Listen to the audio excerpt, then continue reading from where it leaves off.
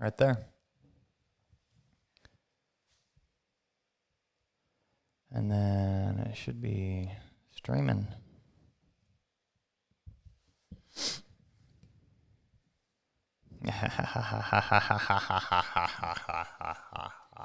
You made it work. We're live. You're so proud of yourself. I am very proud of myself. We're proud right of you on too. time. And this is the first time we've attempted to live stream this, and I clicked the button and it frickin' worked. So Amazing. Usually we have technical difficulties when we try something new. I know. I know. So here we are for episode 39 of this week's YAWA. And we're going to... Is it really? Episode 39? Episode 39, Did baby. you look it up?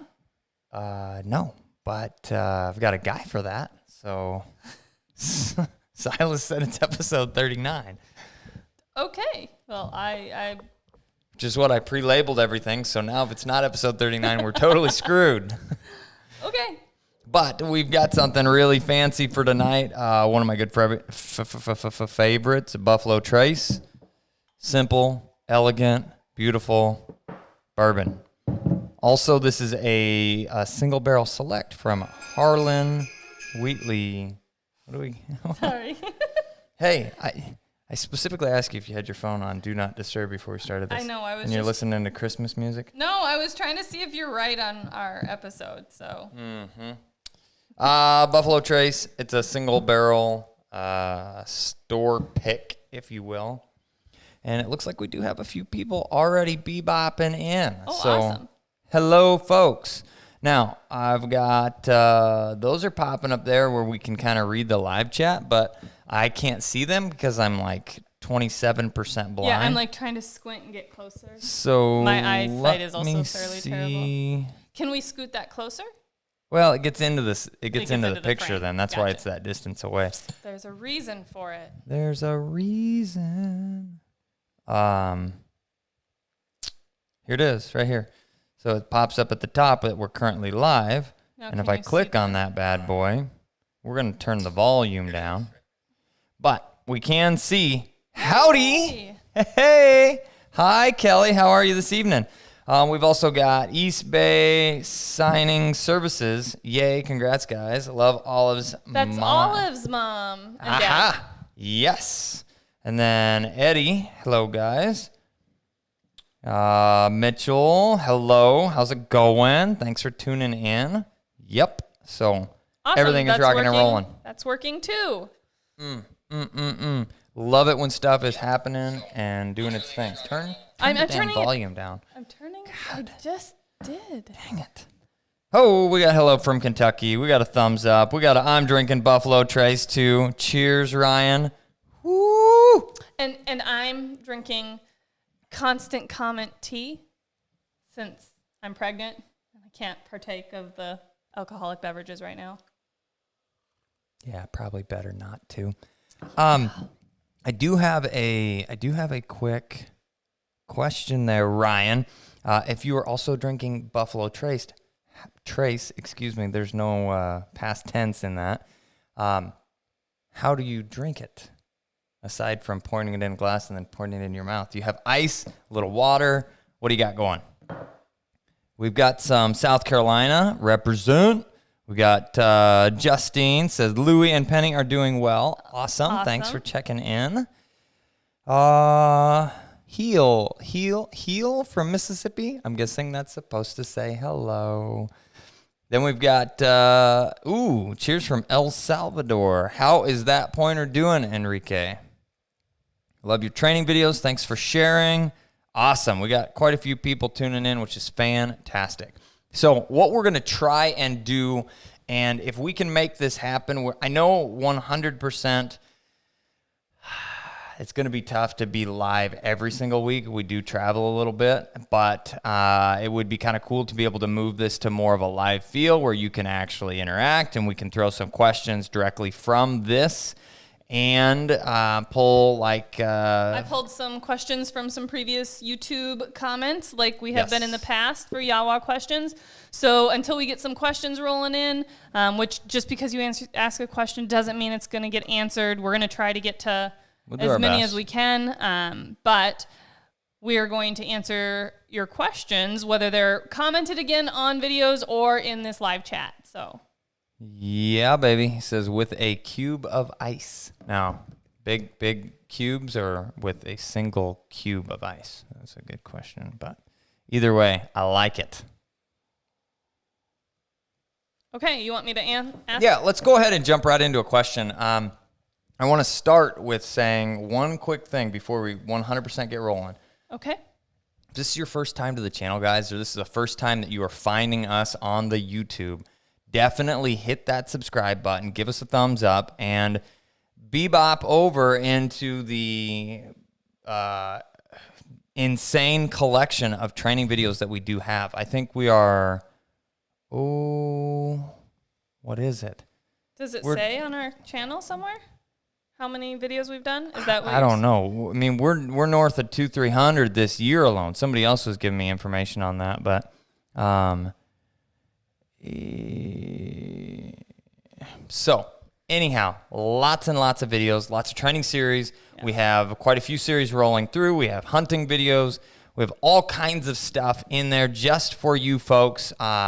We're trying to push out some new series too. I wanted to say something real quick about that because it's kind of funny. I just had a guy call me today asking about puppy stuff and had found our YouTube channel, and he absolutely loved our videos that we're doing. And I don't know how the confusion happened or something, but he said, "Why did you guys stop making videos? The last one I saw was from 2 years ago." And I said, well, we haven't stopped making videos. We've been putting videos out almost on the daily all year long. Yes, and at one time we jumped to 2 videos a day. Which Sorry was about that. Pure insanity. Yeah. But so I don't know how there was some confusion, but I said, go back to our channel and look at our videos because we literally just posted one like yesterday, I think. Mm-hmm. So you should be seeing our newest videos showing up, not from 2 years ago. So, which I'm guessing the majority of the folks that are actually watching right now have probably already seen that video. But if you haven't taken the time, how to film a hunt, it actually came together really cool. We talk about how we shot our most recent hunting video, which was the South Dakota pheasant opener video. We are headed back up to South Dakota. Which was such a cool video. Yeah, it turned out really, really cool. It made me me tooting my own horn. Why am I only ever going to South Dakota for late season? And I think we're going to fix that for next year because I don't want to be left behind again. No cat left behind. Well, folks, thank you, everybody, for tuning in. Thank you, everybody, for asking questions. We're going to go ahead and jump into a couple of them, and then I'm seeing quite a few roll through the comments already. Awesome. And we will try and get to those as well. Okay, so this was a good question from Devin Kroll. Mm-hmm. I have a 10-month-old lab GSP mix who will only retrieve balls or bumpers in water. Any bumpers or large objects out of water, he will pin down and attempt to shred, which he also does with wings. Gotcha. What is the best way to prevent this behavior without turning him off of retrieving? Okay, so I'm going to say I've actually seen this firsthand, where we see dogs that do better in the water for their retrieves versus dogs that, versus on land. We've seen that firsthand with some dogs, and my go-to with that is develop the behavior in the water. Now, I know we're coming into the winter, which is going to kind of prevent you from having access to that. But depending on what part of the country you're in. That it does not tell me. But so if you have an area or you have a situation that is working out well, whether that's for water retrieves or if your puppy's really consistent about making hallway retrieves or retrieving really well, even if they're just on a check cord, not necessarily reeling them in, but just having that, tether, they think, oh, I can't run around and screw around. If you have your puppy dog that has a training situation where they're being successful and doing well, keep doing that. Anything your dog's doing, they're conditioning themselves to. So conditioning the good behaviors, like Ethan was saying, let's keep working on that until it becomes such a habit that the other stuff isn't as much of a default. And then lastly, your puppy, I think it said 10 months old. So you're coming right up on that age where if all else fails, you can definitely look at doing a trained retrieve with your dog, which we have an entire trained retrieve series on YouTube with Legend that we just completed. And that would be something that could really help with the hold conditioning and not mouthing and rolling and munching and shredding bumpers and wings and anything that they're not retrieving out of water. Yeah, that's going to make a big difference. The other thing that you can kind of roll into that where you're seeing this pin down type of or shredding the bird aspect of things, we can eliminate those things. So wings, clip those off of your dead frozen birds. We're not talking about live birds. Just clip the wings off. All right, folks? Just throwing that out there. But you've got a dead bird, clip the wings off, freeze the bird. And when you have that frozen bird, it's going to prevent a lot of mouthing, rolling, chewing, bad habits with that softer or fresh killed bird, if you could. Yeah, it's more like a birdsicle, and it's really firm and not as easy to munch and chew, or as enjoyable to munch and chew on. Correct. So doing a couple of things like that, and then trying to utilize water as much as you can still. If you are in a warmer climate, go ahead and do that. As it gets colder, don't push it unless your dog's enjoying it, but watch for all the stages of dogs getting cold. It's part of it. Just try not to push any of that when the water gets cold. And then, like Kat said, formal work after that is about the option. So, good question. It looks like we've got a whole bunch of people popping in on the live chat. Yeah, so let's move over to doing some of that. I am looking through here. We've got so this is a good one. This is Gavin threw up here. It says, YAWA question. Yeah, buddy. Y'all are doing great with that aspect of things. If you have a YAWA question you want us to try and get to, throw it in the comments of a YouTube video, YAWA question, and then ask your question. We're going to do our best to keep getting to those. But so did you guys ever get with Bob to do a strike dog video? Now, this is, yes. Yeah, it was a good one. Very timely question. So Bob is actually going to be here Friday. Today, I was going to say tomorrow, but tomorrow's Thursday. So Friday, he's going to be here later in the evening, and then he'll be here Saturday, Sunday, I believe. Part of Sunday, something. The only downfall is, unless the weather changes, we're not going to be able to go outside and shoot a video. They're calling 60% chance rain, 25-mile-an-hour wind. So we will see. We'll see. The weatherman has been wrong in his day. Yeah, so once or twice. We're hoping that he's wrong this time because it will give us the opportunity to shoot some really cool content with Bob when he's out here, one of which is this strike dock video that we really wanted to do. So the answer to that is no, we haven't done it yet. Yes, it is still on the docket, and C, we hope to be able to get to that sooner rather than later. We got another one? I don't even know where you started. Oh, at the top, baby. Well, okay.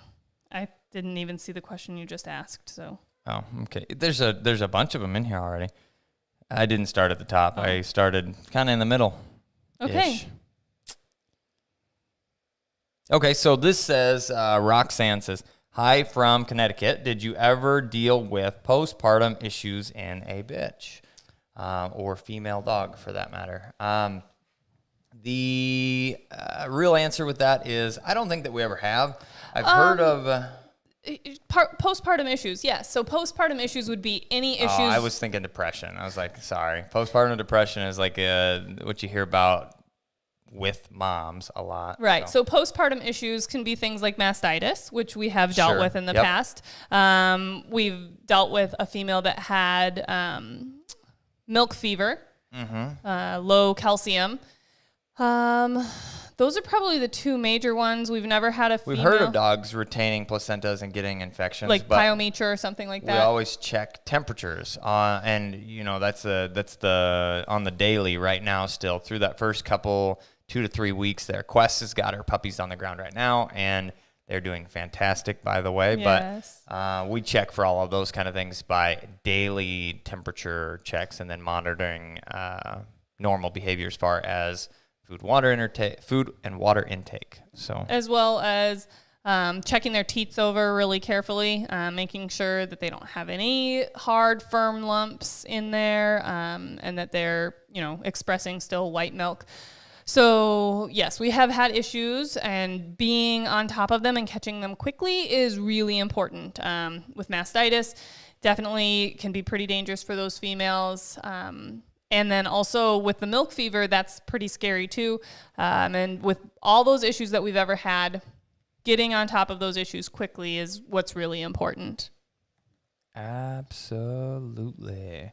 Okay, so we have another one here that's an interesting question, Kelly. I appreciate you asking. It says, my dog frequently hiccups immediately after eating his meal, even when using a slow feeder. Any tips?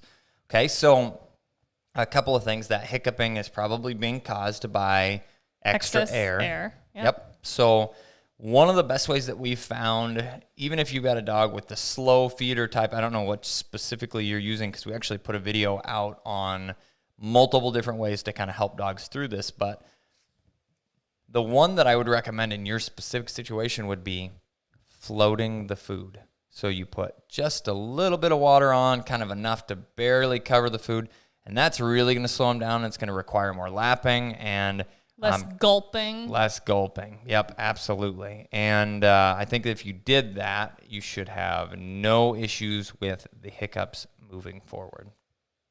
Yes. Good question. You got one? Yeah, this one's good. Okay. From Julie Brown. How do you guys get a puppy, 3 months old, to stop barking? She will randomly bark with no real trigger, and it's as if she wants to play and will pounce around. I've tried ignoring and redirecting with here.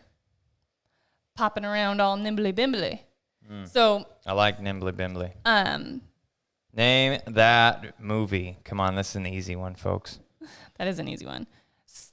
I've even seen the movie, which I know is a shocker, since I'm not a funny movie person. It's one of your favorite ones, too. It is. It's up there. Which I don't have a lot of favorite movies that are in the funny genre. So, yeah, it's up there, I guess. So, it sounds like your puppy wants to play, yes, and they're being demanding for that. And it's important to not give in to those demands. Otherwise, we're just going to be reinforcing those behaviors. So if your puppy's barking and you give them attention, play with them, give them something, then they've won. Then they say, well, that worked. That's what I'm going to do next time when I want mom and dad to pay attention to me.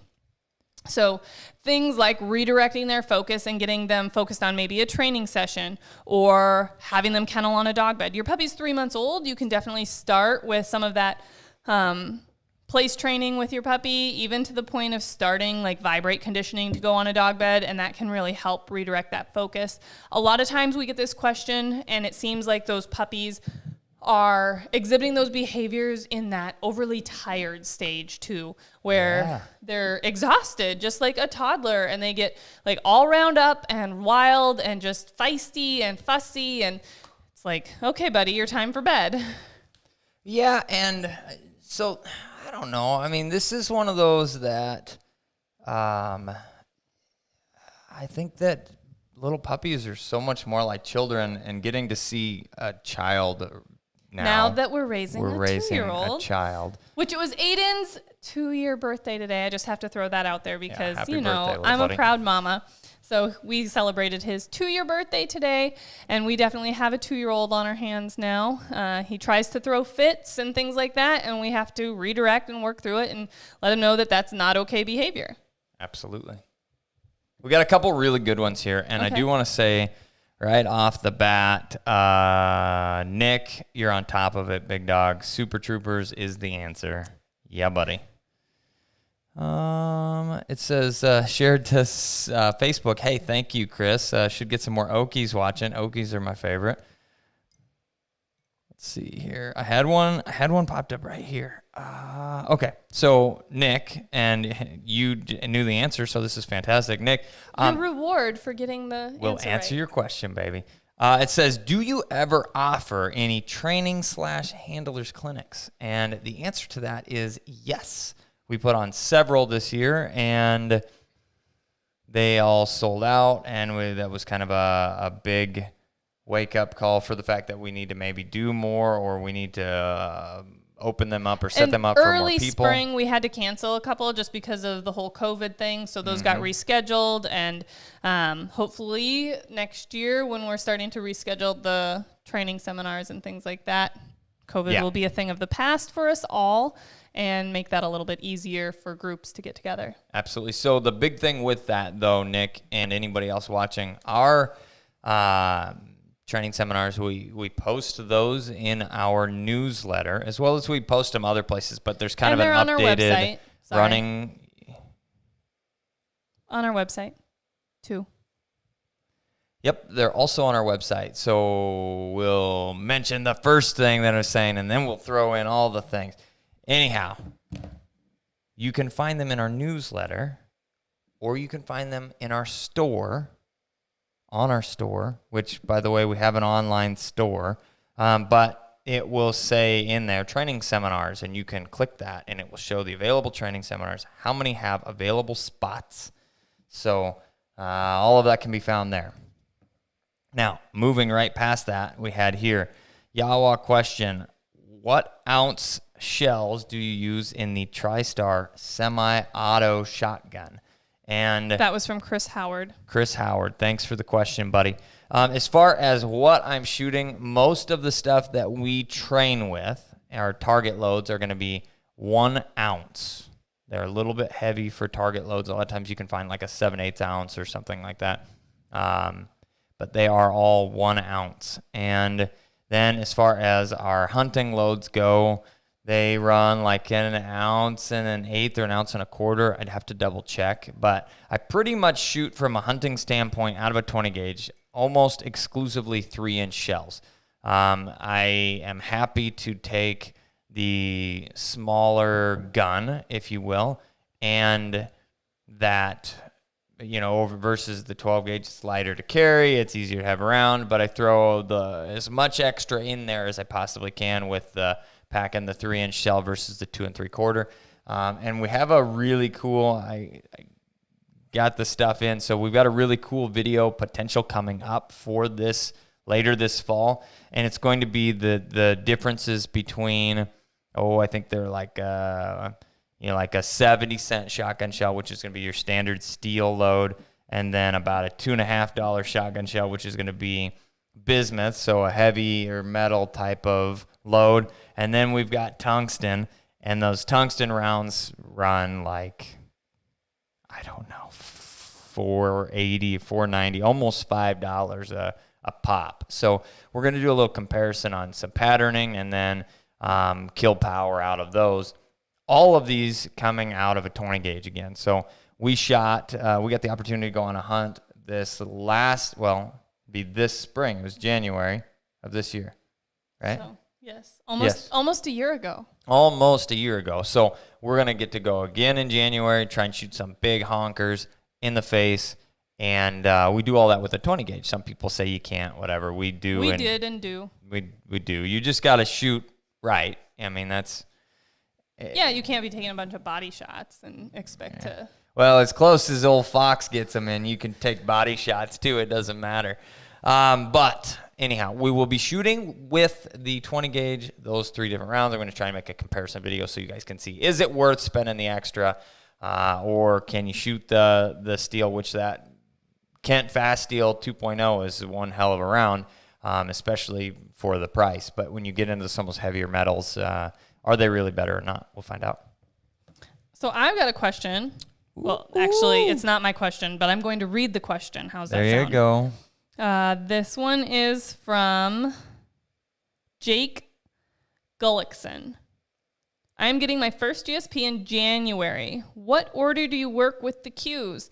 And that's a really good question, a question that we get a lot. How do you know when to start the next cue? And we have puppy training playlists on our YouTube channel. So if you go to the channel, go to playlists, and then you can find, we have Quests playlist, Rogues playlist. We have a really, really, really, really, really old playlist with Mac. We have a couple lab playlists with Sprig and now Clutch. We have a playlist with Thunder, and you can watch Quests and Rogues are probably the most, and Sprigs are probably the most complete. Fill in all the blanks from start to finish, from basically 8 weeks to a year old, the steps that we work with those puppies in, and you can just follow those videos in order. So that's a really good question that we get asked quite often. All right, so I'm playing around with this a little bit, trying to learn here. This one is a cool one. It's BMET12. Ask a question, which is it's a very good question for this time of year because we see it very, very, very, very, very frequently, and that is, it says here that my 2-year-old pup will break out in a rash, eyes and nose will swell, eyes will goop religiously after leaving pheasant fields. Are there any alternatives to allergy medicines? Now, first of all, the eye gooping and the rashing that you're probably seeing without getting to see it firsthand, I know that some dogs do have allergies to things like grass and other stuff that is in the grass. But, almost all of our dogs, when we run through thick cover with weedy, seedy, crappy type of stuff, that's where all the pheasants are. Like I tell all my hunters, any of you guys that have actually gone hunting with me, get off the path. Yeah, it's a pretty common phrase. Hey, the birds are in the stuff. Usually a little more colorful than that, but you got to march through the thick stuff with the dogs if you want to kill birds. That's all it comes down to. So, because we're hunting wild birds, anytime we're going out there, we're not walking paths, kicking birds up. And now there's a time and a place for that, but when I'm out guiding, it's not what we're doing. So, all of our dogs get beat up. They have red rashes, and stuff by their eyes, abrasion. It's more like abrasions. Yeah, but it looks red. I mean, it looks irritated. rashy. It looks irritated. And their eyes are super gunky. Underarms, under their belly, any of the softer skins, especially on younger dogs. Now, 2-year-olds, not as much, but it depends on the coat because was it a GSP? I didn't see your question where you pulled it from.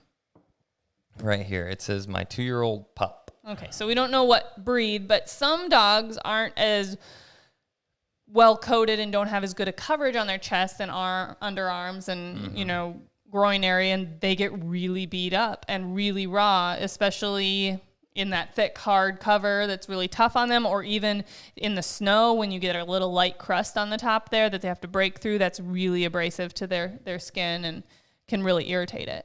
Yeah, and guess what I did? What? Didn't hit record. Yeah, totally screwed that one up.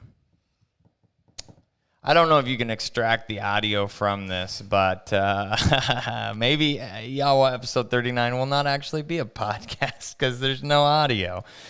Oh, honey. I thought I was doing so good. I knew I was doing too well when it clicked on. Okay, so whatever. We got this for you folks. So the don't even look at me like that. Okay. Yeah. Which button is the record button? The bright green one that says record on it, and it should be red right now. Yeah. Okay. Mm-hmm.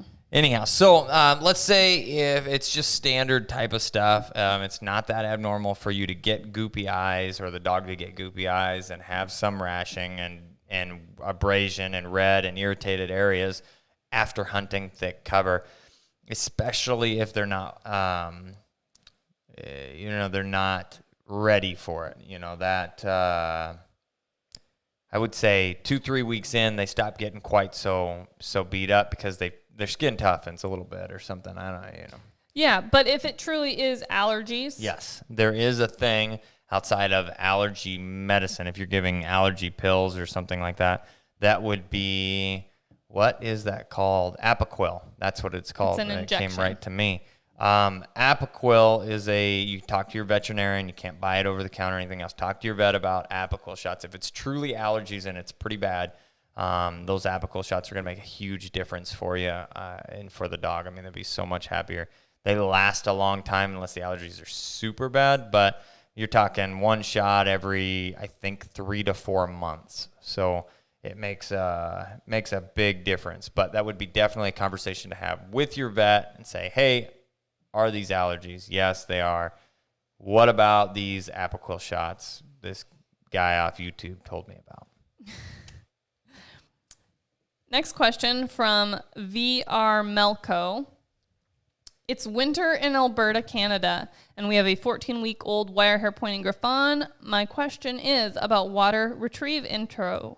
Okay. Any issue with waiting until the spring when the water gets warmer? Thanks. Absolutely not. I would 100% say wait until the spring, wait until your water and weather warms up before doing a water intro. People get so hung up on, I've got my new puppy, I got to do all the things with them, even if conditions aren't necessarily right. And you're actually probably going to set your puppy up for less success by having a unpleasant experience with cold water and cold air temperatures than if you wait until the spring when they're a little more mature and then have nice water and weather conditions to be doing your water intro with retrieves. That being said, you can still work on retrieving and other obedience and other socialization skills that are really important to build a bold, confident puppy that then will be ready to try a new experience come springtime, like getting in the water. Let's see here. It's a great answer, hon. Here's another one since you're not ready. Well, Allison, I think it's Allison Pruitt said, you answered my question from retrieving video. Found it. Okay, go ahead. Okay. Kentucky Chronicles. How can you shoot live birds or do a bird and gun intro with your dog if you live in an urban area and do not have access to private land? Well, there are places, depending on where you're from, that are actually dog training areas, state land like that you can what did train. It say? No. The name of the person. Kentucky Chronicles. So you're assuming they're from Kentucky? Well, I'm guessing there's a. You're saying there's a chance. You're making a pretty big assumption there, babe. Well, assume, baby. But some places have dog training areas, like I was saying, that you could get access to, as well as local NAVDA or other dog training chapters, groups that would have access to those areas that you could go, that you might even be able to get hookups with birds so that you can go and do some of those things. Agreed. NAVDA, NAVHDA.org. You can look up and see if there's a chapter near you. And typically, if you're looking at that chapter list, you'll be able to get a hold of a secretary or a president or vice president of the chapter and say, is there anybody else near me? So on and so forth. You'll be able to find somebody.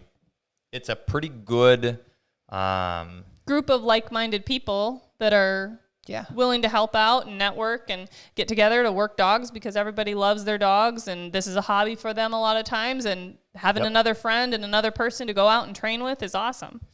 Absolutely. So that would be one place to look. We're not affiliated directly with NAVDA International, but checking out their website and finding chapters would be fantastic. All right, here's the question here. Allison Pruitt. And if you look in there, I think Ben said, is it short hair? Is it Ben, right? I don't know where you're at. Clear to the bottom. Go to clear to the bottom. Newest. There. It's a GSP. What one? BM, not Ben. She is a GSP. Yeah, so that was the question we were asking about with the allergies related things. Depending on the coat. And some short hairs have really good coat coverage under arms and under their tummies and stuff, and some have very thin coats. Sure. Yep. Big difference in coats across short-haired breed.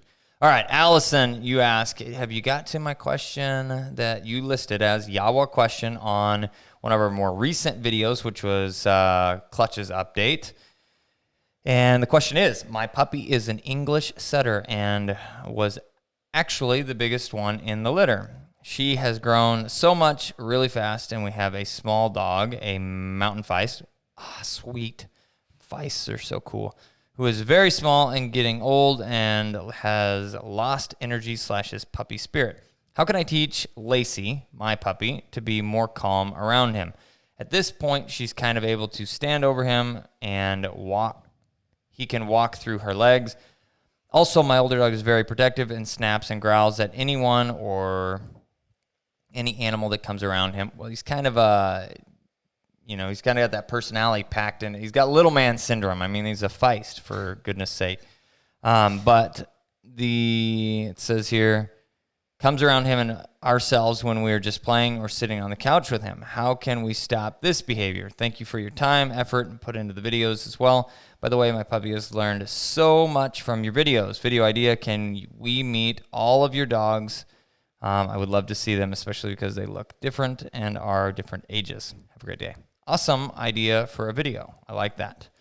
We talked about doing a video about putting all of our dogs out in the field at one time, which this time of year is more difficult because they are doing their thing. We've got a buddy who guides and puts a lot of experience on them, and so half of them are there right now. And Questy Mama is on puppies. Yeah, so it gets coordinating hard. That will It's be difficult. Timing will have to be just right. But we've talked about doing is of the essence. Video where they're all out hunting together. But I think it would also be cool to kind of, we've been asked before to do a little rundown of each dog and their personality and showing you them, and you guys getting to basically meet them. And that would be really cool to do too. Absolutely. I love it. So into the question. First of all, we're huge advocates for helping to develop these interactions and oversee these interactions and develop proper interactions and behaviors. So we often say advocate for both. You have to say, puppy, stop pestering. Here's a bone. Here's a chew toy. There's your dog bed. Go lay down. Leave the old dog alone. There's a time and place for playing, and obviously the older dog's name is Lacey's the pup, and the mountain feist, we don't know his name. Not seeing it again. So the old man, as we will refer to him now, the old man is grumpy because he's old. The other side of it is you do have a little feist, and feists are hunting dogs and have to be pretty sharp. They're squirrel dogs. They're all-around dogs, and when you have that package packed into a little tiny dog, they've got to be pretty pumped full of juice in order to be able to do their job. So that doesn't surprise me at all for there to be a little bit of sharpness there. Now, with people, and you said old, but I don't think we have an age, so no. Old, we're probably past the point of being able to fix anything there. So it's all about management at this point and setting up for success. Now, with Lacey, the young dog, we have to say, hey, leave him alone. That's really what it comes down to. You just have to be able to say, hey, leave him alone. And in time, they will learn to get along. Yep. And coexist if that's the best thing that they can do. Rex, our old man, has a lot of this issue. He really doesn't care for the puppies. He just deals with them. Mm-hmm. And ignores them and moves away from them, but doesn't grump, doesn't do anything. He just like, all right, puppy, I'm tired of you, so I'm going to go get on the couch, where at this point and stage in your life, I'm safe up here on the couch, right? And usually by the time that the puppies are able to hop up on the couch so that they could also continue pestering Rex, yep, they have moved into place training, and they can then be told, hey, you can't go pester Rex. You have to go get on your dog bed now. Well, see, that's the thing that we have Little Splash, which you guys haven't seen much of her yet. You'll get to see a lot more. This is Tessa, one of our trainers' project dogs right now. So she will soon be she is part of our program, but it's, like I said, Tessa's project. So she's working with Splash and all the steps of her training, basically following along with a puppy training series, yep, and saying, absolutely. Okay, next step, like today, we just did her bird and gun introduction, and Tessa was in charge of doing the training for that. Yep, all learning, development, and everything else for her as well. She's been primarily doing obedience work and doing a really darn good job at that. So being able to move into some of the hunting-based training, this will be a great experience for her.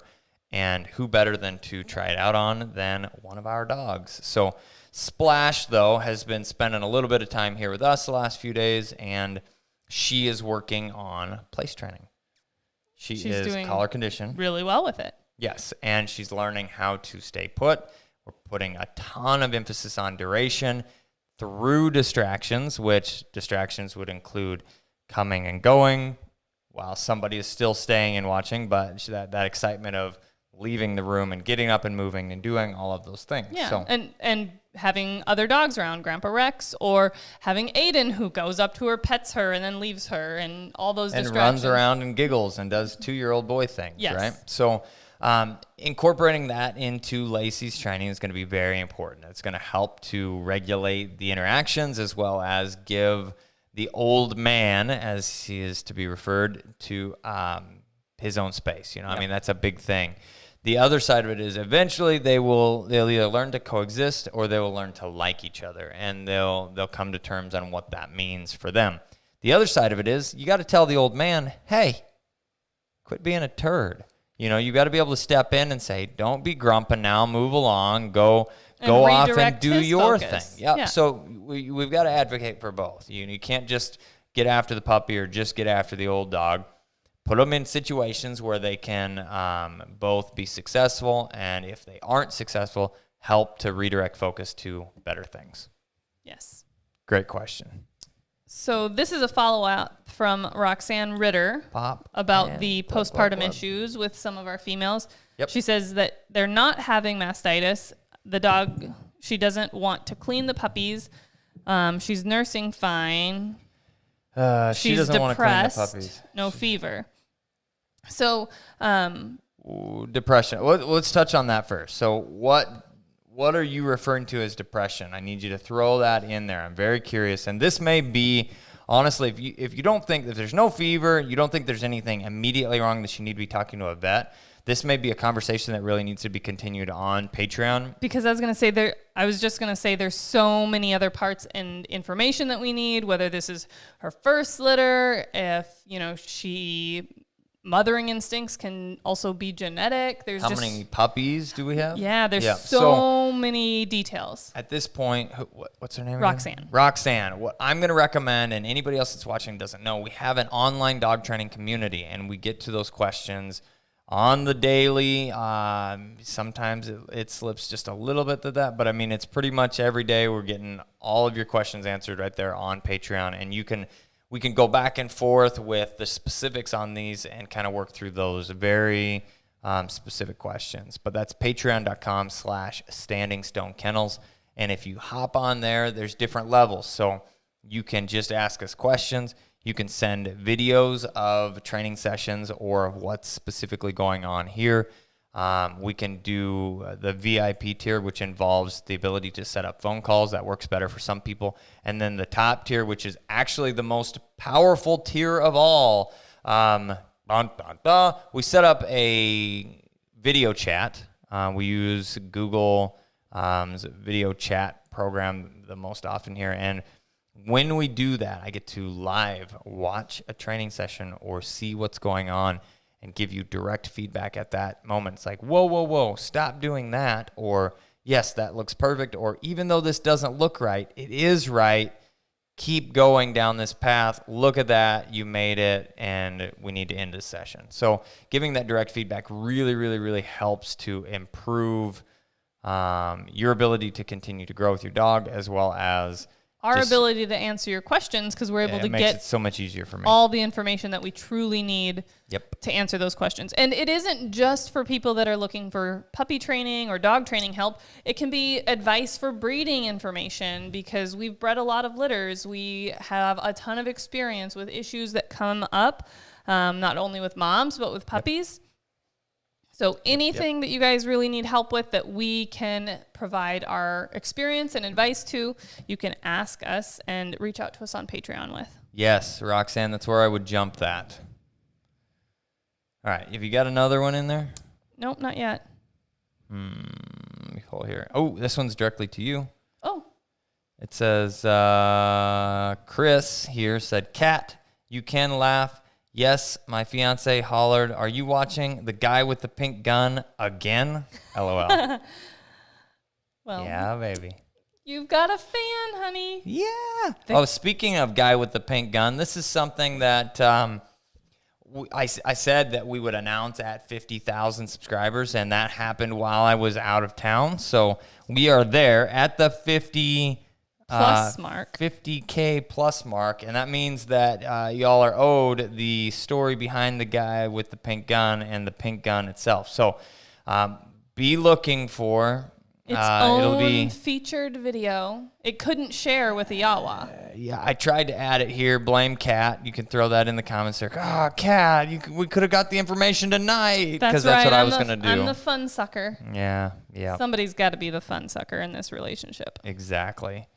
All about that. So the paint gun origin story. That's right.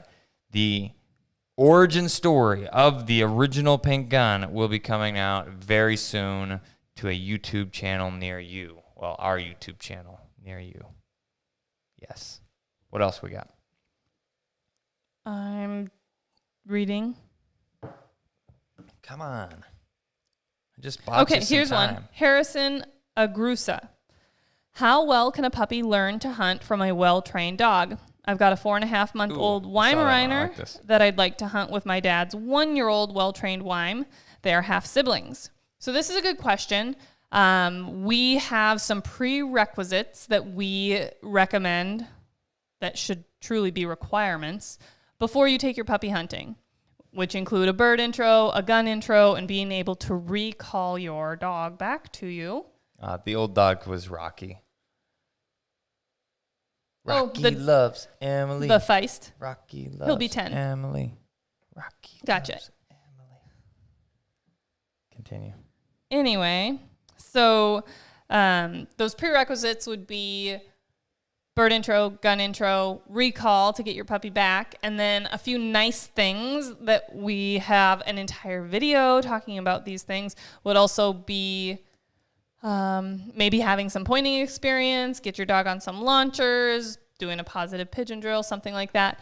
But yes, your dog can learn from going with an older dog and gain experience if they have some of those basics, the groundwork before going, so that you don't get out in the field and they're trying to learn from the older dog and then the gunfire goes off and then they have a bad experience and become gun shy or something like that. But you also have to be careful because some puppies, if they're, a little young or slow to mature, can become overshadowed by those older dogs. This is true. And the older dogs are the only ones ever finding birds, the only one ever getting to make retrieves, beating the puppy to retrieves, growling over retrieves. And then that can really turn your puppy off and they're like, oh, well, if that's how you're going to be, then This I guess hunting? This sucks. I just won't do this anymore. Or I just won't go for those retrieves because I never get them anyway. So you just have to watch those interactions. And if you start seeing a pattern, say, okay, now my puppy needs some one-on-one time. Exactly. Yep. So really good question. I've got a couple really good ones here. Okay. We jumped right into all these. I mean, y'all have been fantastic. Absolutely love the fact that you're here watching, listening with us. So we've got a really good one here that says, YAWA question from East Bay Signing Service. Did we answer a question from East Bay Signing Service? No, that's Olive's parents. They just said hi to us at the beginning. I'm pretty sure that's who it is. Yeah. I don't remember everyone's YouTube handles. No, sorry. but I remembered that I had read this or seen. Okay, Yeah. So go back to the beginning, find out. Olive's parents, yes. I'm smart It's like like that. a steel trap over there. Okay, do you hunt? Nothing in, nothing out. Do you hunt with a pregnant dog? Jason and Mallory. No. The short answer is no. The long answer is absolutely not. And there's a lot of reasons behind that. Yeah, there are. A lot of people will tell you, oh, we just let them be dogs and they do their thing and that's all fantastic, until you have a situation where it's no longer fantastic. And so just remind me to get into a horror story after we go over the gist of this, okay? Because I have one. Okay. Yeah. So we can break down. There is a number, and that number it's a range depending on the dogs, but to start with, you have a dog that comes into heat.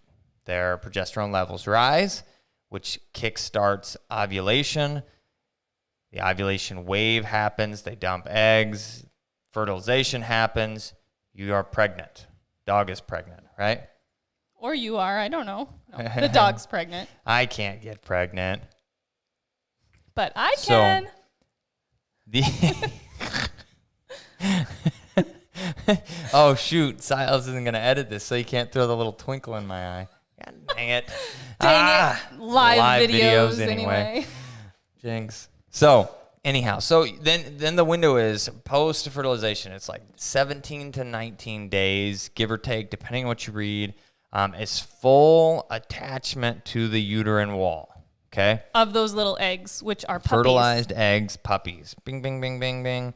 They aren't fully attached until you're into the 20 to plus day mark, give or take. Okay. Which dogs are only pregnant for 63 days, so a third of the way, their first trimester, if you will. Yeah. And the day that we can do an ultrasound to say, yep, pretty sure your prego is 28 days. That is the earliest that they really like to see you come in. They can see what's going on. Mm-hmm. They can see pretty easily. So we are in that early stage. Now, a lot of guys, I'm talking a lot, will say, keep exercising like normal. Run them. Do whatever. It doesn't matter. They're not pregnant until you know they're pregnant at a month in, basically.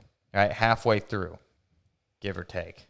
So my answer to that is that 17 to 19 day window is when we're looking for that full uterine attachment. So we've got nothing as far as certainty there. And you go, oh, well, we had a good litter. Well, you may have had a better litter, or you may have, Or she may come up open when you do your 28-day ultrasound, and that's because all the little puppy embryos didn't get attached because some jostling through the field, tripping and falling in a hole. How many times? It would have to be hard jostling. It's not like just a regular running through the field. Right, but you never know what's going to happen in those situations. No. A dog's, charging hard across the field, hits a hole, lays out. Tumbles. Or I've seen it happen where dogs are hunting together, they're both on a mission, and they collide in the middle of the field to the point where I've never seen it, but I've heard horror stories of dogs colliding and killing themselves.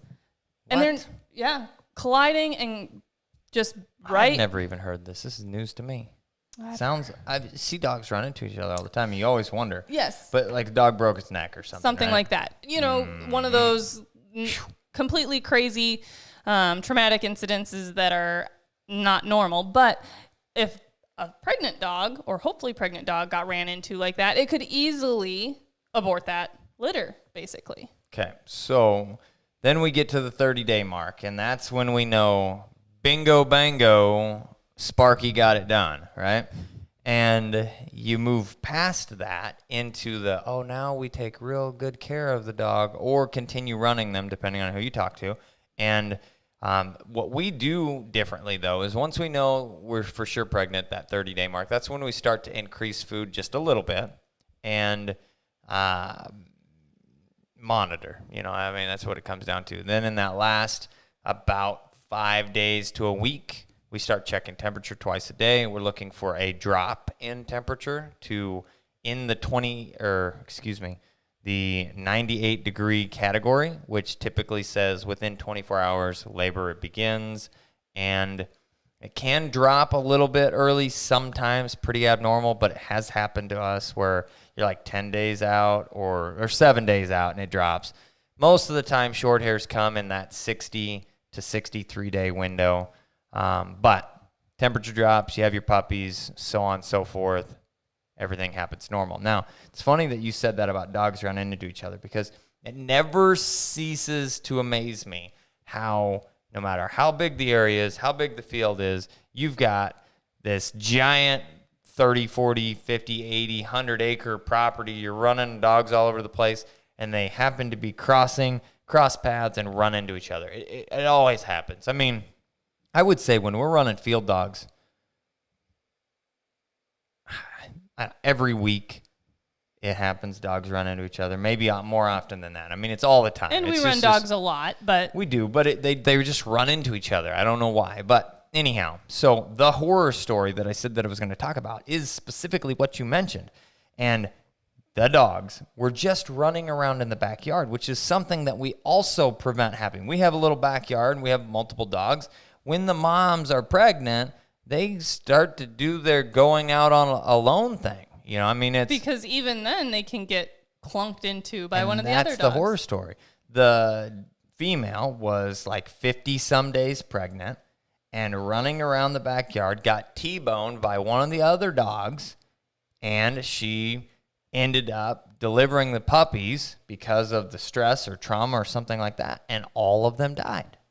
This was not our litter. This was not our litter, okay. no. I thought you were telling a horror story about, I'm like, that Do we have any horror stories about running dogs while they're pregnant? No, we don't. Okay. Okay. So somebody else's horror story, and the dog got ran into, clunk.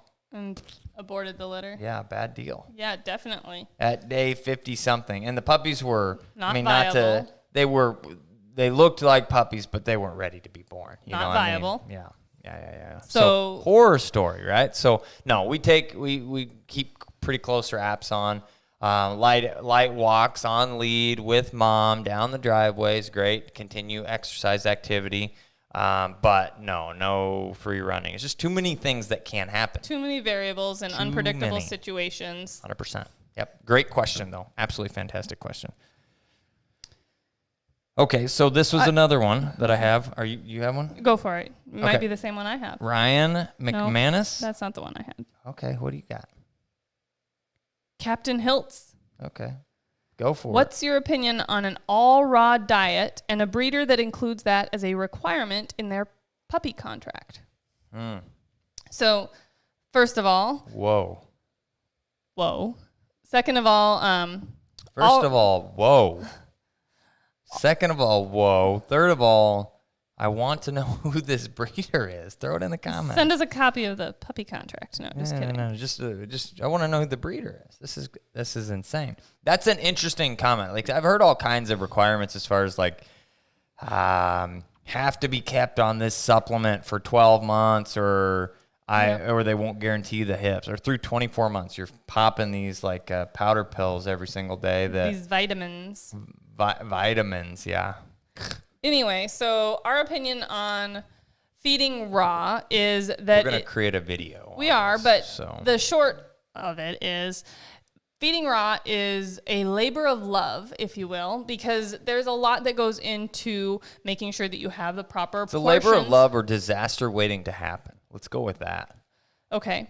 It's very time consuming and resource consuming because you have to have the right amount of bone, the right amount of protein, the right amount of fat, because all of those things are important minerals and nutrients that your dog needs in the right proportions.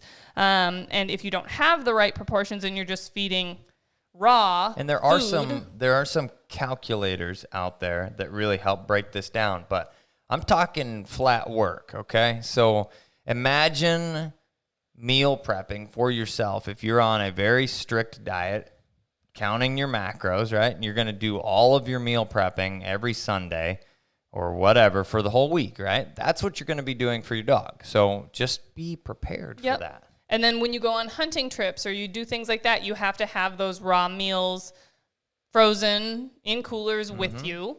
So that you can pull them out and thaw them and then give them to your dog. The meals can be only frozen for so long. Before if you're looking at, a lot of people say, I'll just feed them deer carcasses and venison and whatever. Well, that technically should be frozen for a certain amount of time so that they don't get anything from the wild animals because it's raw, not cooked, right? You say, we eat deer. Well, we don't eat deer raw. And we don't eat other things, random things raw. So it's got to be frozen to kill off the stuff. Yeah. So it is very time consuming.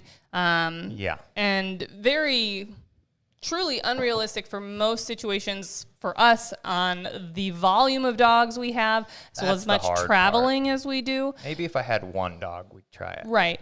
But the other side of it is, as a requirement for your puppy buyers, I mean, we don't even require our puppy buyers to stay on a certain dog food. We make recommendations, and a lot of them take those recommendations, but we don't put it as part of the requirement. And yes, nutrition is very important for the growth and development of your puppy, but the proper nutrition. So if you aren't comfortable and competent feeding raw and doing all of the things to make sure that your puppy's getting the right amount as they grow, especially in those super important development stages, Sounds like a disaster waiting to happen. happen.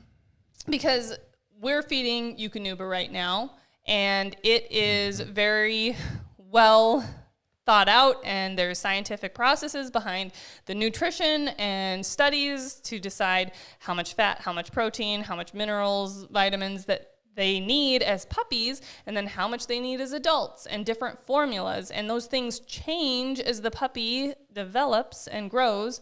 Absolutely does. And so you'd also have to and every dog's different. Yeah, and you'd also have to be able to change your raw feeding formula. So I think it would be difficult. Did they throw it in the comments here? I don't know.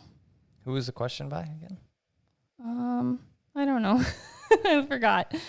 Okay. Captain something. It was Captain Hiltz. Hits. Oh, Captain, my Captain. I don't know where you went. Somebody's talking about Captain bourbon here. Hiltz found it. That's fair. Yeah, everything is getting hard to find. Blanton's is always my go-to, but it's almost impossible. See, I was it's a Vishal breeder in Colorado. I'm not going to say that makes sense, but okay, next question. No hating, just that would have been my guess, okay? Here we go. We've got time for. All right, folks, we're at an hour. We need some bebopping in. Who is still listening? Who loves this? Who needs an extra? Let's go 10 minutes, and we can get a couple more questions and close this out. All right? Because I do want to answer this one. It was at 8:10. This is fantastic. I mean, this is absolutely fantastic, folks. There's so many questions. So many questions. So many people participating and watching. We love it.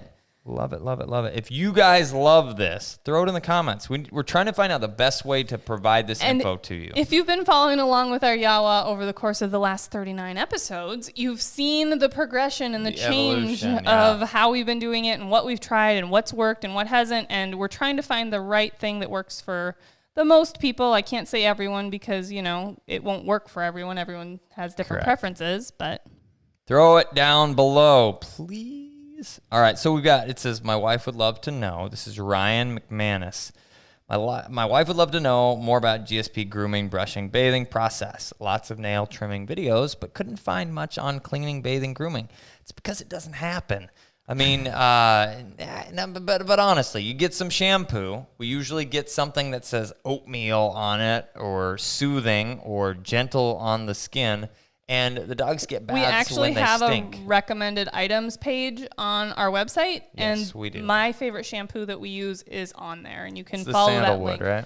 Yeah, I think it's Acaria brand. And it's really, really good on the dog's skin and coat and not overly drying as long as you don't overbathe. And it smells so good. You should only bathe as often as they need it, which is typically when they stink. No more than twice a month. Maybe 3 times a month. Otherwise, you're going to pull all the oils out of their coat, and it's going to get really dry and dandruffy and not healthy. Bad. Yep. So the other side of it is brushing. What else did we have here? Brushing. Bathing, brushing, grooming. Brushing, grooming. Okay, so clean their ears. Yep. Also, we have just a great general ear. It's not you have an ear infection ear cleaner. It's just general ear cleaner. I think that's on the recommended items and it is page alcohol-based, so it's good for drying post. You go swimming or go hunting in water, but it's a good drying ear cleaner.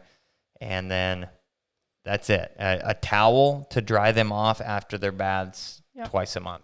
And There's then really no other grooming. Yeah, anytime you go to the field or are hunting with them, though, giving them a once-over, a tailgate check, we call it, just to make sure that they don't have any seeds or punctures or anything between their pads. Just overall health and maintenance of your dog. That's great. Let's see. Anybody want a cup? We got still here, baby. All right. It says whiskey and dogs, nothing better. See, and this is the other side of enjoying the live chat. All right, good. All right, we'll give you guys a couple more minutes. We got time tonight, so. This is another one that we're looking at and I've kicked it around a while, and it'll probably just end up being more of it could probably be live like this if we have the opportunity to set it up. I just don't. I don't even know what he's talking about. Bourbon and bird dogs. Yes, I do know what he's talking about. Yeah. See, I've been talking about it a lot. When I get an idea in my head, I talk about it in my head and outside of my head. Sorry, honey. And I talk about it a lot, trying to figure out the best way to do it. I like to think an issue into the ground, basically, so that I've potentially thought of everything other than hitting the damn record button on the audio. That I specifically got a new memory card and put it in there and formatted it just for this. But you got another question? Sure. Okay. What I got? Chris Howard, I know you've answered similar questions, but if you could only use one DT Systems collar. The live format isn't my favorite, but I still watched it. So we got you sucked in. Got it. Which one would it be and why? If I could use one DT collar? Only one. SPT 2430 series. And why? Okay. It has all of the features as well as the best range and battery life and everything. I mean, it is the cat's meow. Cadillac of the DT Systems collars. Yeah, buddy. You get jump, which is a very cool feature. And it's a very beneficial feature. So let's say we have a general working level, which is, I don't know, on your dog, 10, something, whatever. But sometimes you need 15 or 20. At the click of a button, you're there. That's the jump button. Then you have vibrate. You have continuous and nick for stimulation. On that 30 series, you also get the beeper. So you have locate, you have run and point modes, everything. And the transmitter has an LCD screen on it, 50 levels, 3.5 mile range. Must I go on? It is far and away the best. The only downfall to it, in my opinion, is maximum 2 dogs. And most of the time when I'm hunting, I run 3 dogs. So I end up having to backtrack a little bit to the 1450, which gets you a lot of good features, but 3 dog being the key there, you lose some of the other stuff. You go down in range. You have to throw a battery in the 9 volts. It's not fully rechargeable like the other, but for the average person, it needs a 1 dog collar or maybe a 2 dog collar. SPT series, which we sell on our website, and we have a huge Black Friday sale coming on. We didn't even mention that at the beginning. Yeah. We suck. Well, we don't suck. We're here to answer your questions. Yeah. We forget about some of the other stuff. Black sometimes. Friday sale, baby. You heard it here first. If you're on our email mailing list, you'll get announcements with that. If you're not on our email mailing list, go to our website. You can sign up right there for the newsletter, and we'll be pushing that out, some other stuff. The sales that we're going to be having. So SPT 2430 or 2432 if you need the 2 dog unit. That's my go-to.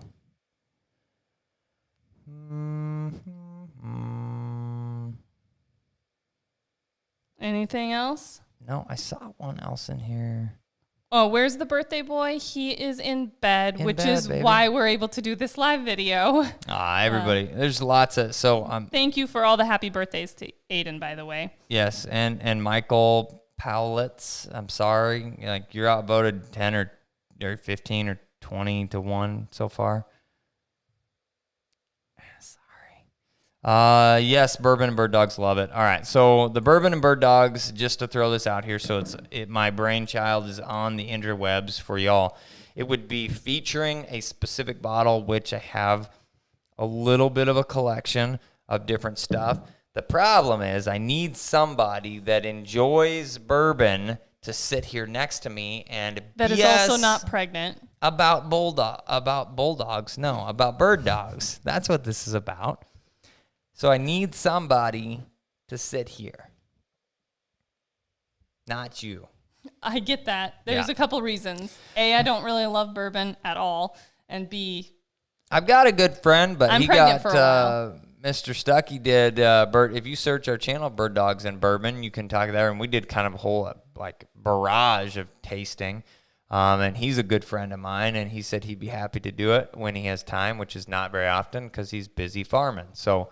And I don't know anybody else here locally that likes to drink bourbon. Locally is the problem. Yeah. You could get your old friend Charles Charlie? He'd be a good one Yeah. if he wasn't in Iowa, He's a bigger collection of bourbon than I do. which is saying something. Mm-hmm. Well, that's all. I'm out of tea. I've been out of tea for a long time. Yeah, I got the bottle here, so I'm not out of bourbon, but we are kind of out of time. So, folks, we appreciate everything. We appreciate the support. We appreciate the questions. We appreciate you being here, listening to us, helping us do this. And I definitely think this was a success, and I think we can make the decision right now that we should do this next week. What do you guys say? Yeah. Next week, same time, 7:30? 7:30 Wednesdays. Central Standard Time. We will try and do it as often as we can. And We'll stick make this way. announcements for sure on Instagram. Yep. And Facebook. Instagram So and Facebook. follow us on social and you'll know about these upcoming live YAWAs. Absolutely. I'm the guy with the pink gun, And I'm Kat the dog trainer. and we'll see you in the next video.